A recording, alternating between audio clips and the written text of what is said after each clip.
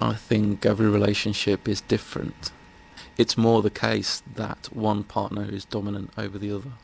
In my relationship, I've usually been the dominant.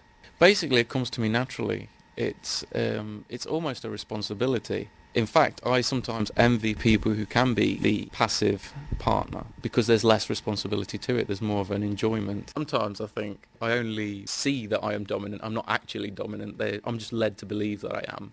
Do I think that I am influenced by media? Whether the male is shown as a dominant, I think it's not so much as they're shown as dominant as sometimes they're shown as being served upon, which is obviously not true in any shape or form. It's usually the male that serves the female, even though the male might look like he's making the decisions, but he's usually serving the female.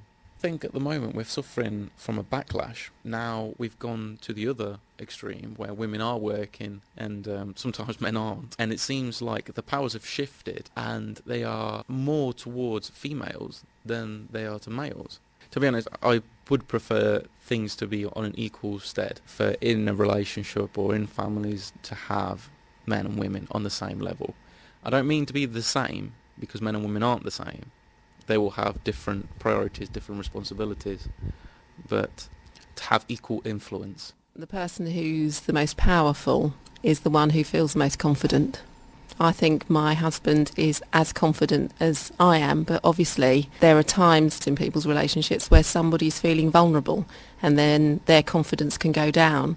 It depends whether the other person wants to exploit that vulnerability or not, or whether that's, there is an argument to say that that's human nature, that vulnerability will be exploited. I think he should be the dominant one. He should put his foot down and put a woman in her place. Because girls seem to get a bit too free with themselves, so when they get to an emotional state, who's going to be there to push them in the right state? And men are usually there because friends usually want to keep away when it comes to a girl being emotional, so to have a other half put you in your place is easier.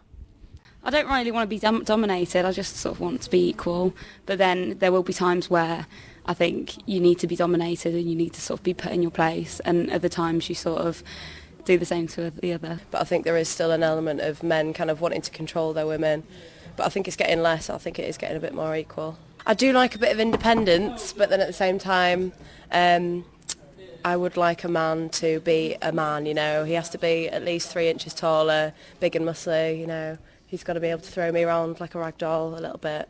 I think it's just the natural instincts of a woman wanting a big muscly man. I think there are always times when it's best, because you respect and love your partner, that maybe they need to feel dominant about a particular issue.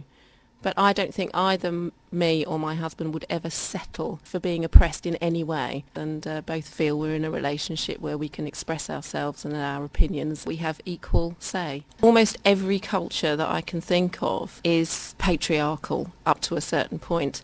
Specifically, I suppose, I was brought up in a white kind of aspirational middle class but pretty much working class environment where what the man said went absolutely. Not only that, but I was part of a religion which was incredibly patriarchal. Women weren't even allowed to speak in the church that I went to. I was brought up in the Brethren, often referred to as Plymouth Brethren, but ours are not specific Plymouth Brethren. We were Open Brethren, although open is a bit of a misnomer considering what I was brought up in. So obviously I've got some issues about male dominance in that respect. So yes, certainly in my experience, my society, my environment perpetuated male dominance.